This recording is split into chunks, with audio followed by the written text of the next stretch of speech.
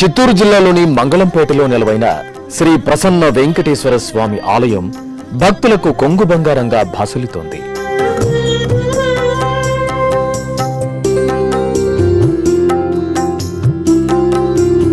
ఈ ఆలయం విజయనగర కాలం నాటి పురాతన ఆలయంగా పేరొందింది. విజయనగర సామ్రాజ్యానికి పాలగాళ్లైన ఎల్లప్పనాయుడు ఈ ఆలయాన్ని నిర్మించి సువిశాలమైన 4 మాడవీధులను నిత్య కైంకర్య నిమిత్తమై మాన్యాలను సమర్పించినట్లు చారిత్రక ఆధారాలు తెలుపుతున్నాయి. గర్భాలయంలోని స్వామివారు శ్రీదేవి భూదేవి సమేతంగా తూర్పు ముఖంగా కొలువై భక్తులకు దర్శనమిస్తారు.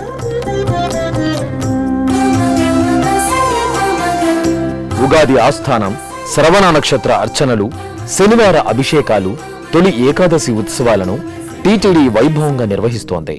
భక్తులకు నిత్యాన్న ప్రసాద వితరణ జరుగుతుంది.